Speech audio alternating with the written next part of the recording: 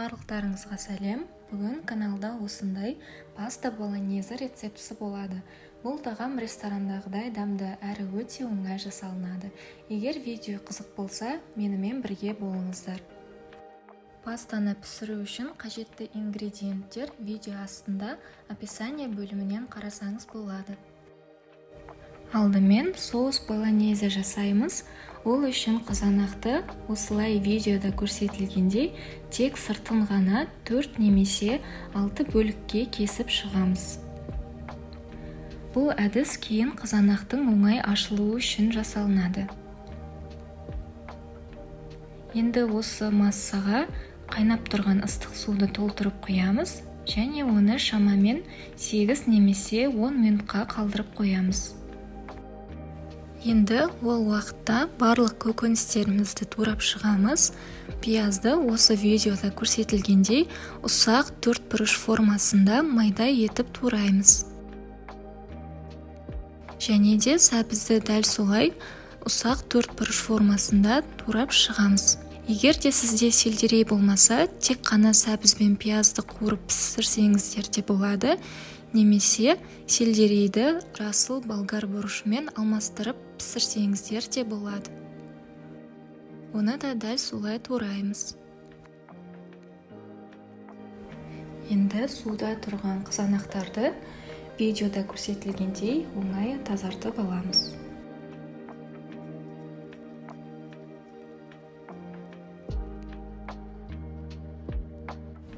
Соус болонезе жасау үшін осындай блендердің ыдысын алдым.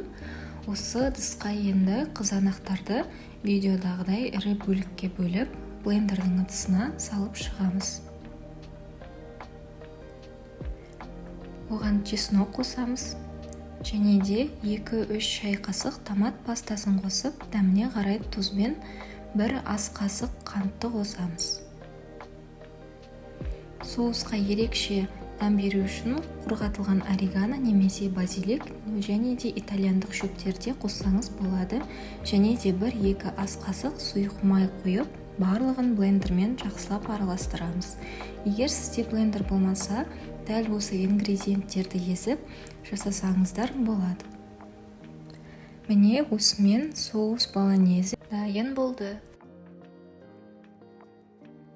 Енді табаға зәйтүн немесе пісте майын құйып, жақсылап қызартып аламыз.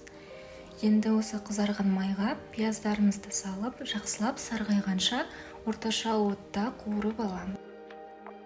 Сарғайғаннан кейін оған сәбіз және сельдерей екеуін бірге қосып, оларды да жұмсарғанша орташа отта жақсылап қуырып аламыз.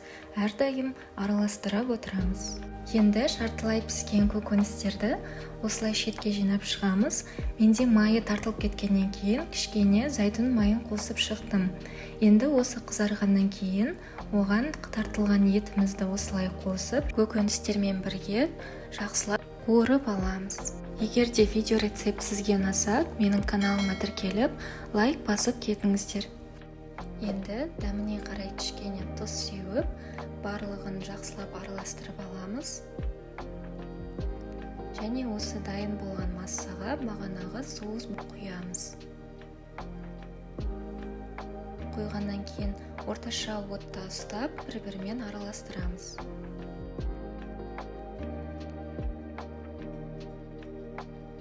Енді осы кезде соустың тұзын көреміз. Егер кем болса, тағылап тұз сеуіп аламыз. Және де дәміне қарай орегано немесе базилик сеуіп араластырып аламыз. Енді осы соустың қақпағын жауып, баяу отта 30 минуттай пісіреміз. Енді қайнап тұрған суға біздің спагеттиді саламыз. Спагетти жабысып қалмас үшін оған кішкене сұйық май қосамыз. Және де осылай вилкамен араластыра отырып, жарты шай қасық тұз сеуіп шығамыз. Енді осы спагеттиді араластырып 8-10 минут аралығында пісіреміз.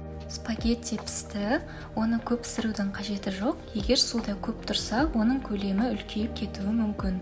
Енді бөлек ыдысқа кішкене суын құйып алып, қалғанын төгіп тастаймыз. Бұл бізге кейін соусқа қоюға қажет болуы мүмкін. Енді жабысып қалмас үшін зәйтүн майын қосып араластырып аламыз. Дайын болған болоньезе соусқа бағанағы піскен спагеттиімізді салып шығамыз, және де олардың барлығын бірге қосып жақсылап араластырып аламыз.